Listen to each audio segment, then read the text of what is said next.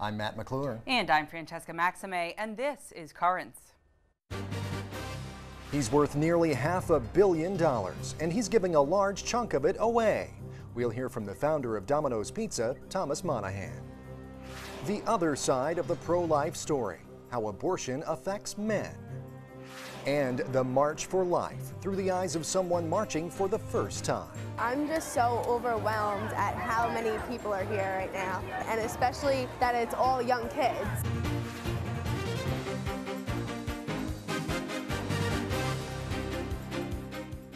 Well, good evening. Thanks so much for joining us. What would you do if you had $1 billion?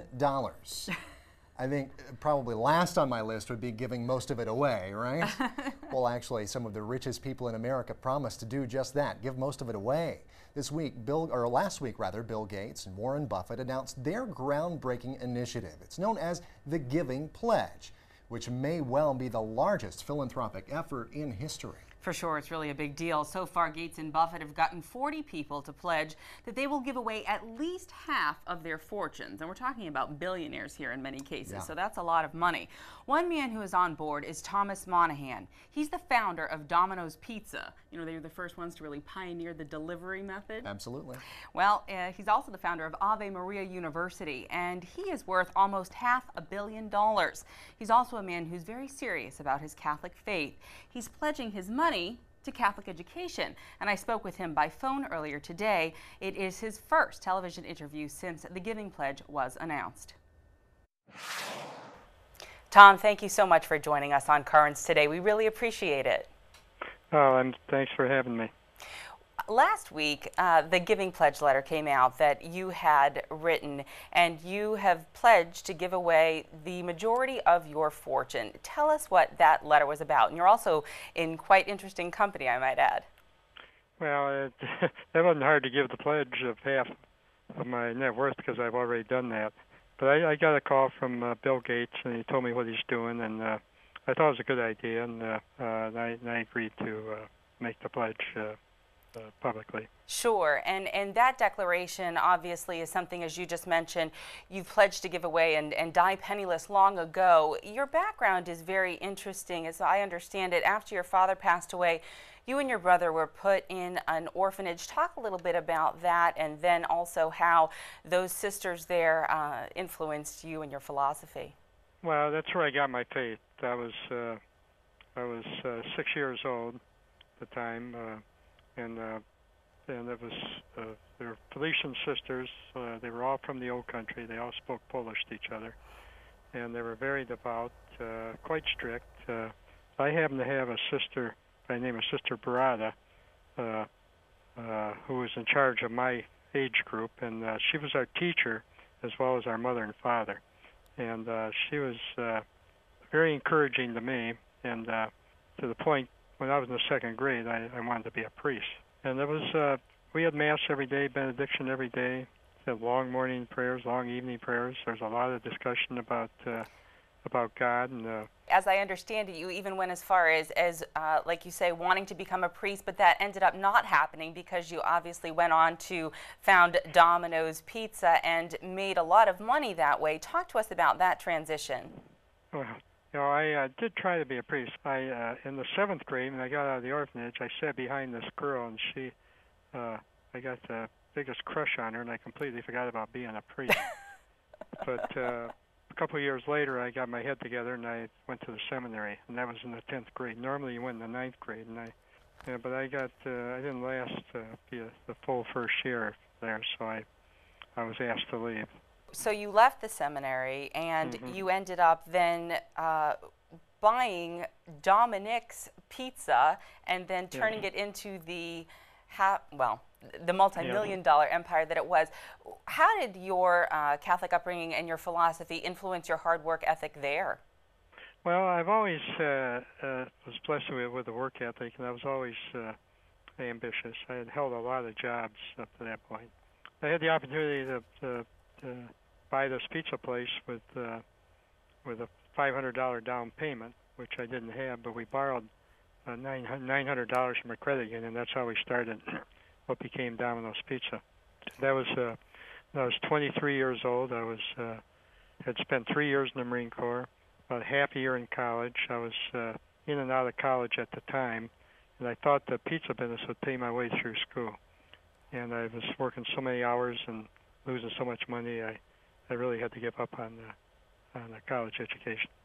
Really a tough challenge there, but it did in many ways pay off, and you went on to achieve great success as you currently have now.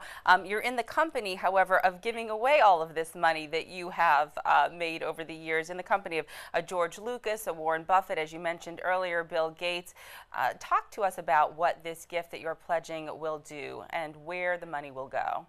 Well, when I got into Catholic philanthropy, once things started going well for me, they didn't at first. I struggled for a while, but it was sort of my philanthropy was hit and miss. Whoever got to me oftentimes received money from me. And at some point I realized there's so many charities out there, and I was particularly interested in Catholic charities, that I had to set some priorities. And over a pretty brief course of time, I realized that the most effective use of my charitable dollars would be to help Catholic education. And I realized, when really thinking out what I wanted to do with my money, that the most important thing I could do for my fellow man was help them get to heaven and help them avoid hell. And the way to do that was help the Catholic Church. And what's the best way to help the Catholic Church? And I narrowed that down to education, and even more narrowly to higher education. And our goal is to provide a lot of vocations, a lot of teachers for Catholic schools, a lot of principals for Catholic schools, and in that way impact all of Catholic education, which I think is the biggest problem we have in our church today. There's been several generations of real void in catechizing our people. Well, Tom, we are going to pick up on the subject of Catholic education and Ave Maria when we come back with the second part of our interview.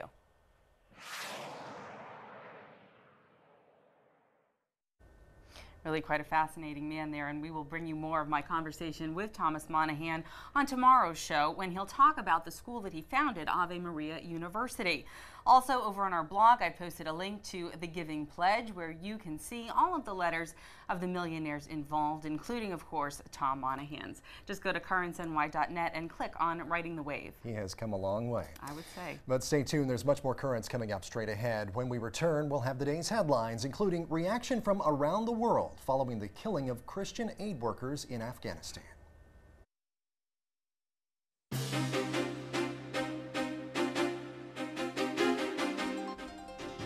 Welcome back to Currents. I'm Matt McClure. And I'm Francesca Maxime. Coming up a bit later, a first-hand account of this year's March for Life in Washington. But first, let's turn to the day's headlines. The shooting deaths of 10 Christian aid workers in Afghanistan late last week prompted condemnation from around the world. The head of the World Evangelical Alliance called the killings a great atrocity that will affect the lives of people in need. Secretary of State Hillary Clinton said, quote, "We condemn in the strongest possible terms this senseless act." The 6 Americans and 4 others were working on behalf of the International Alliance mission. In claiming responsibility for the ambush, a Taliban spokesman accused the group of spying for the U.S. government and preaching Christianity. But the head of the Christian aid group says they did not proselytize. 3 Kentucky men who filed a sexual abuse lawsuit against the Vatican asked a federal judge this week to drop that suit.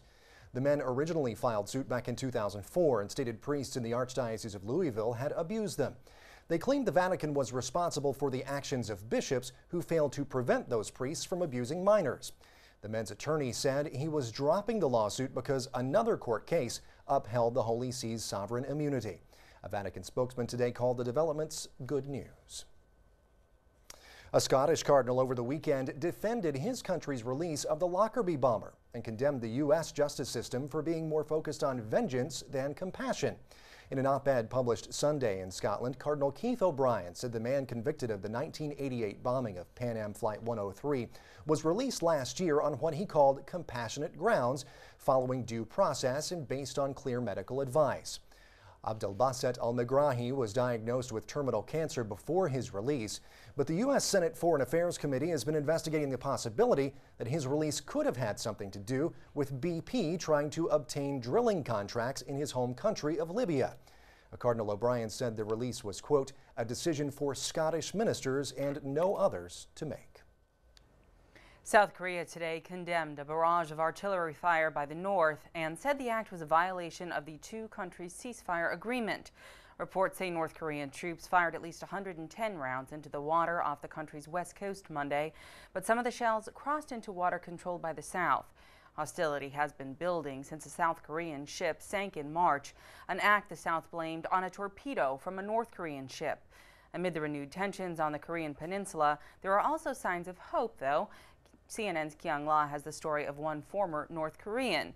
The one-time attempted assassin has become a symbol now of redemption. Kim Shin-jo is a Protestant minister, the gentle leader of his church. Your pastor, your minister. But the 69-year-old is best known by history as a trained killer. He was the face of evil and terror for a generation of Koreans, a North Korean commando fighter who came into Seoul to assassinate the South Korean president at the time, Park Chung-hee. More than 30 years ago, this was the chilling announcement Kim made to reporters. I came from North Korea to kill President Park Chung-hee, Kim said, remembering.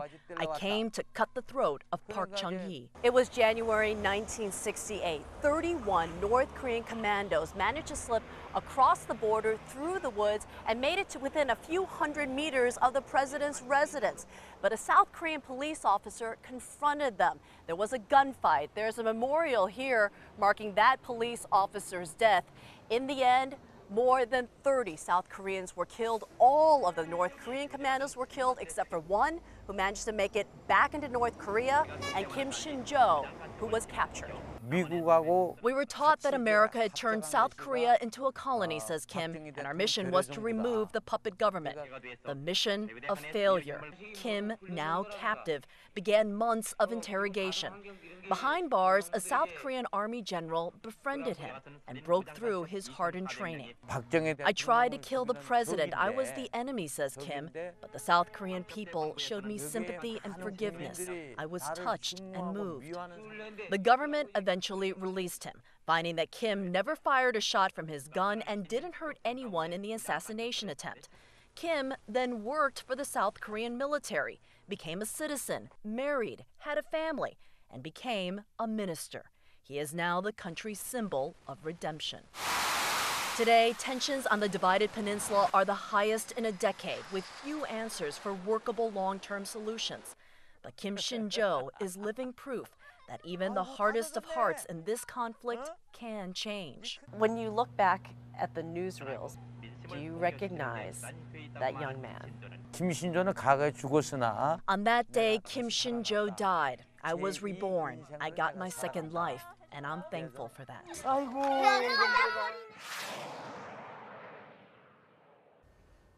And that is CNN's Kyung La in Seoul, South Korea. Back in this country, it seems more young people are entering the ministry these days. For the past 10 years, the median age of candidates for Master of Divinity degrees has fallen from just over 34 years old in 1999 to just over 32 years old last year. The report from Auburn Seminary shows a reversal. The median age had steadily climbed over the previous decade. USA Today reports several factors may play into these numbers. For example, the U.S. has more 20-somethings now than it did 10 or 20 years ago. One educator said the recession might have refocused young people's minds on making a difference rather than on making money. And finally, she was an award-winning actress who starred on the big screen with Paul Newman, Gary Cooper, and Ronald Reagan. Patricia Neal is dead. Neal died after a long battle with lung cancer Sunday at her home in Massachusetts. She won an Oscar for her role in the movie HUD with Paul Newman in 1964, and she earned a Tony Award for her work on Broadway. After Neal met Gary Cooper early in her career, the two began having an affair and she became pregnant. Neal was Catholic and said her greatest regret in life was the decision to terminate her pregnancy. After battling several health problems, Neal raised money for victims of brain injuries in her later years. Her son suffered from brain damage during an accident in New York. Patricia Neal was 84 years old. Stay tuned, there's much more Currents coming up.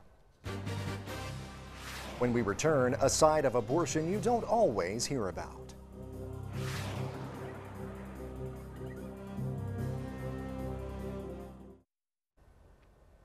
Welcome back. When we talk about abortion, we hear a lot about the effect that it has on women, but one group often overlooked includes husbands and fathers, the men who are affected somehow.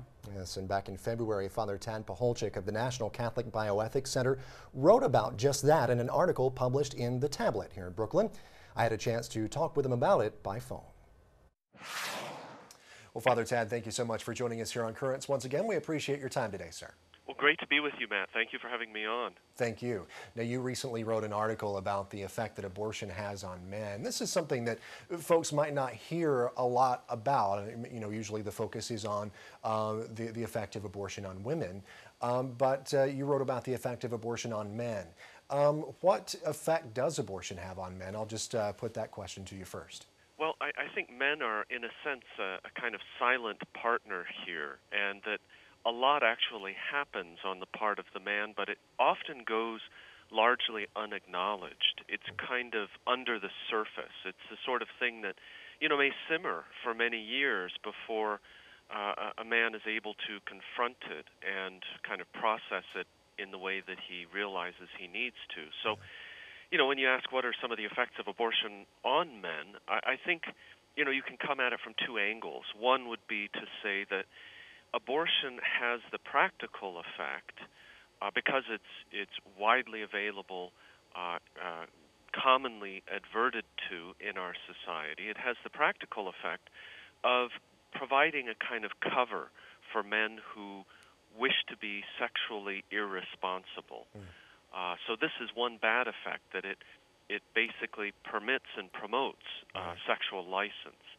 But then there are these other kind of effects that come in the aftermath of the abortion as a very detrimental angle to the man's personal and mental health, in the sense that he has to confront what has occurred. And I think the woman, because she has carried the pregnancy, that we know a great deal more about how these effects can play out, and the struggles with guilt and some of the, painful aftermath that a woman has to go through because she was so close to it. Yeah. But for those men who have been party to an abortion, the same kinds of loss, sense of loss, grieving, sense of guilt, it'll depend, of course, on the way that they were involved, because you can have some men who basically stood on the sidelines and may not have even known that the abortion occurred until after it had been done. Yeah. But you'll have other men who will be almost active agents and saying to the partner, "You have to get an abortion. I'll drive you to the clinic," and they're very, very hands-on and involved with what's taking place. And both of those two cases are going to, I think, play out very differently in the psyche. Yeah, absolutely. Now, as we were talking to, as I alluded to as we began, there haven't been near as many studies about the effect of abortion on men as there have on women. Why do you think that's the case? Is it just, I guess, difficult data to obtain? You know, I'm not sure why that is. That's a very good question. I'm not sure if the data really is harder to obtain, or whether this is just one of those social phenomena that has not yet been fully processed, and that in the future we will see more studies of this kind. My suspicion is that we will. I mentioned in that article that you alluded to that when you just look at the dimensions of this, when you realize that we have about 3,000 surgical abortions happening each day in the United States, then you realize that there are 3,000 men who are party to this in some way, 3,000 men who are affected, who are impacted by this decision that has taken place. So this is a lot of men, and I think it's only a matter of time before these studies will be more exhaustively carried out, as I think they are being done more for the women. Right. Now, those men obviously are not, and we've kind of, as we've kind of been talking here, we've kind of been talking more about the fathers of the children, but of course there are the fathers of the women who have the abortions as well, and those are also that's also a group of men, I should say, that are affected as well. Yes, I think so. The fathers of the women who have the abortion certainly are affected, and again, you have a kind of dichotomy that I think can occur where you do at times have these parental or grandparents to the child who is being aborted, who have an involvement sometimes where they actually pressure the mother to have the abortion. And then you'll have other cases where they will be very strongly trying to dissuade them from doing this. So the kind of processing is going to depend on those details a lot. But it's kind of tragic, I think, how often you have pressure coming from the parents of the mother to move forward with an abortion. I've heard, of many cases like that. And, it really should be that any woman who finds herself pregnant in circumstances that she's not entirely comfortable with should be able to turn to her own parents as a kind of support and bulwark, in a moment of need and desperation. One last question here before we have to wrap things up, Father Tad. What about resources? Where can men go if they need help, if they've been affected by an abortion? Where can they go if they are seeking some sort of help or counseling? Well, Rachel's Vineyard is an organization that is doing some wonderful post-abortion healing. And what has happened in the evolution of their program is that over time they minister not only to women but more and more to the men who are involved as well. And they have various ways that you can get involved in some of these retreats and other gatherings that they sponsor. And certainly checking out Rachel Vineyard's website, which is rachelvineyard.org. They can find other materials and resources in moving towards healing. Okay, well, very good. Father Tad, thank you so much once again for joining us here on Currents. We appreciate your time today, sir. Thank you so much. It was great to be with you. Thanks.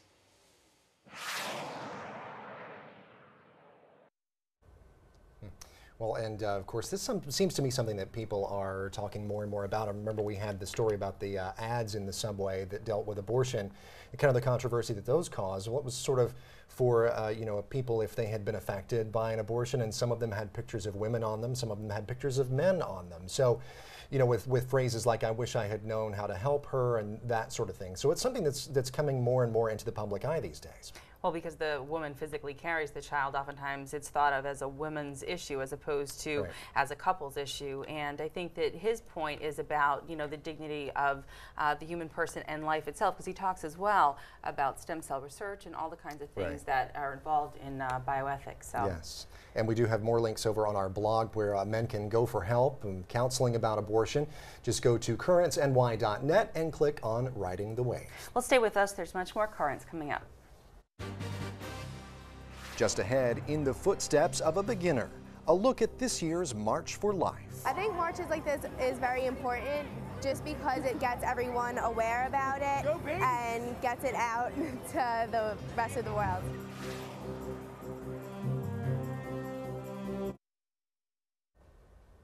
We just heard about the effect abortion has on men, and as we're about to find out, that's just one of the many messages that thousands of pro-life protesters brought to the streets of Washington this past January. It was the 36th annual March for Life on the anniversary of the Supreme Court's Roe v. Wade decision that legalized abortion across the U.S. Many of the marchers had personal reasons for being there, including one young lady we first met back in January. She is a high school student at Fontbonne Hall Academy in Bay Ridge, Brooklyn, and we caught up with her as she prepared to make her first march. My name is Emma Wolf. I'm 17 years old, and today I will be going on the March for Life. Let's go. Yeah, I'm hoping that it's a really big turnout, and I hope that everyone is as passionate as I am. I was adopted, and my birth mother had me when she was 16 years old, only a sophomore in high school. She could have easily gotten an abortion, but she didn't. I want everyone else to have that chance of life like I did.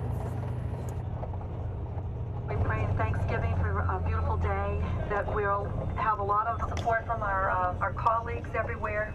thinking there'll probably be 100,000 people here, and see how many people really are pro-life. It's really the majority. Right now we are in Washington, D.C. at the March for Life. I am really, really excited about this turnout. I wasn't expecting it to be this many people at all, and I'm really excited for the walk.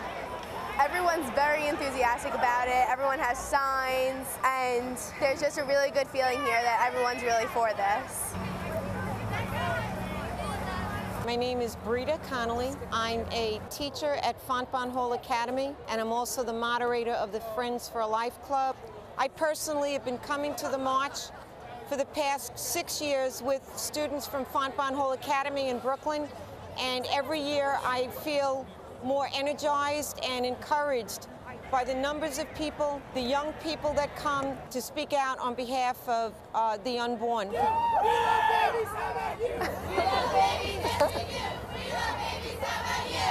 I-E. Give me an S. S. What's that spell? Baby! I think marches like this is very important just because it gets everyone aware about it and gets it out to the rest of the world. Give the gift of purity, guys. Valentine's Day is coming up. Give the gift of purity. We also have...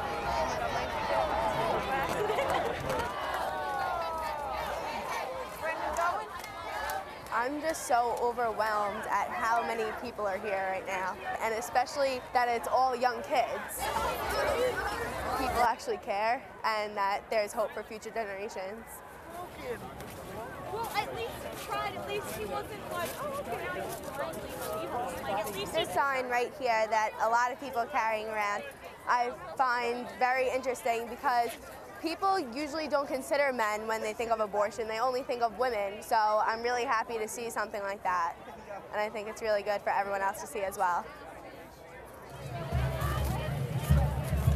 I think Obama will really see this and take it into a lot of consideration because of how many supporters there are out here.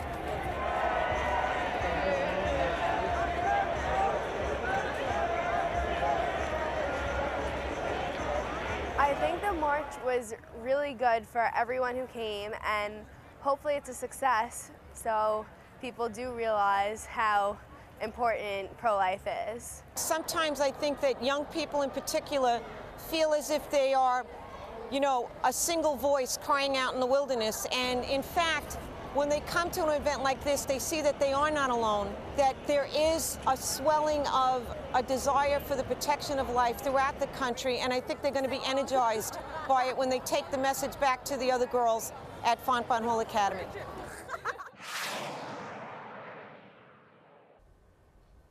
Certainly hers is a very personal story of life there. Yeah, definitely. It's something that applies to her, being an adopted child and all of that. And of course you saw the theme there again, kind of the theme running through these past couple of segments here has been the effect of abortion on men and the people carrying those signs that she pointed out as well. So there you go with that sort of being, you know, brought out into the public forum once again.